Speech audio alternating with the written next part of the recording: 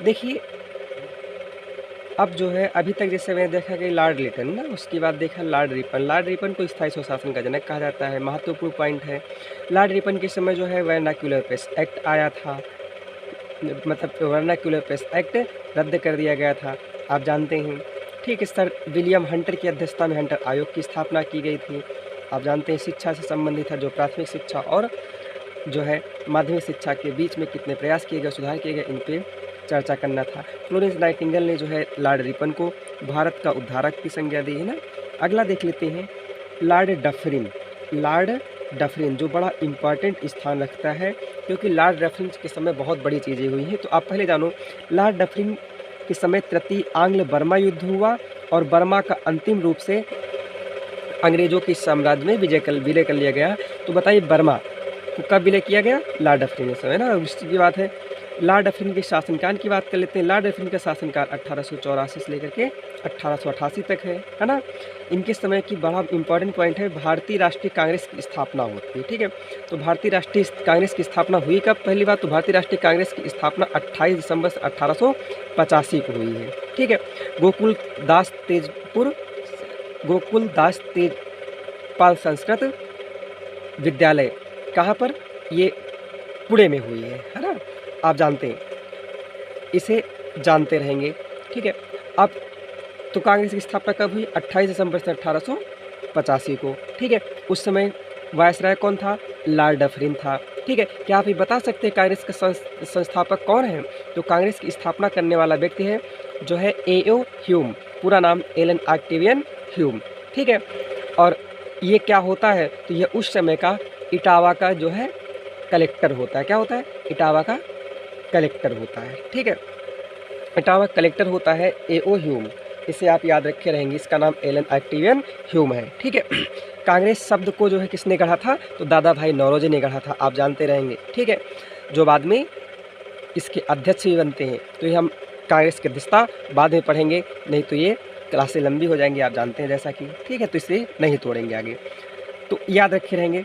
अगला देखेंगे, Bengal tendency act 1885 में आया। पंजाब टेंडेंसी एक्ट 1887 में आया, अभी इन्हें न जानो। ठीक है, नागरिक सेवा के विकास के लिए, ठीक है, एचिसन आयोग की स्थापना की। किसकी? नागरिक सेवा के विकास के लिए एचिसन आयोग की स्थापना की, अभी इन्हें मत आप जाने। इंपॉर्टेंट रूप से लॉर्ड डफरिन से ये जानते रहेंगे कि कांग्रेस की स्थापना इसके समय में हुई है। ठीक है, और तृतीय आंग्ल बर्मा युद्ध हुआ है।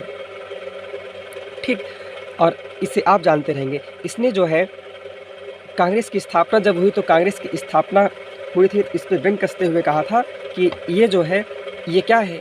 एक सेफ्टी वाल्व है। क्या है? कांग्रेस एक सेफ्टी वाल्व। सेफ्टी वाल्व का मतलब ये कहा गया था कि इसमें जो है स्थापना ये मान कर के अंग्रेज़ों का एलन ऑक्टेवियन ह्यूम के मानना था कि हम इसकी स्थापना कर देंगे, तो ये बना देंगे, तो भारतीयों को कोई दिक्कत होगी तो ये लोग विद्रोह नहीं करेंगे, डायरेक्ट जो है कांग्रेस से तो लोगों से बताएंगे और कांग्रेस पार्टी में बताएंगे, कांग्रेस में सर्वोच्च पद पर ये बैठे रहेंगे जिसको हम आसानी से कंट्रोल कर सकते हैं। इसलिए जो है इस पर मज़ा लेते हुए डफरिन ने कहा था कि क्या है, ये एक सेफ्टी वाल्व है। ठीक है, आप इसे याद रखे रहेंगे।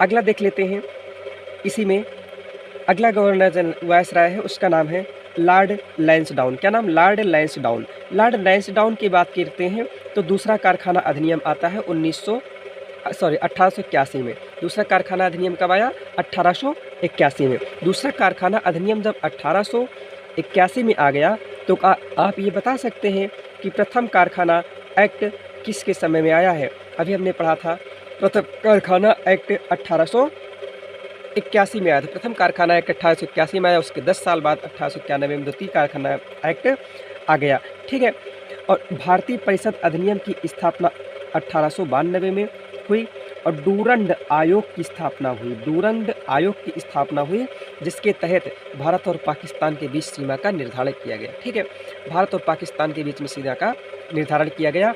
आप जानते हैं, सवाल है कि डूरंड कप किसके क्षेत्र में दिया जाता है? तो फुटबॉल के क्षेत्र में डूरंड कप दिया जाता है, आप जानते हैं।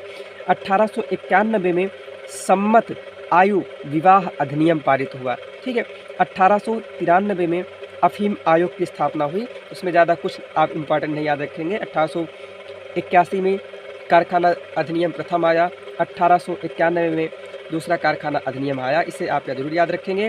और डूरंड आयोग के तहत, यानी इसमें आता है कि डूरंड लाइन किन देशों के मध्य में है, तो भारत और अफ़गानिस्तान। लेकिन वर्तमान में देखा जाए तो पाकिस्तान और अफ़गानिस्तान। क्यों? क्योंकि जब ये बना था तब तो पाकिस्तान था ही नहीं, है ना। लेकिन वर्तमान में पाकिस्तान और अफ़गानिस्तान के बीच में है। ठीक है, आप इसे ध्यान रखे रहेंगे।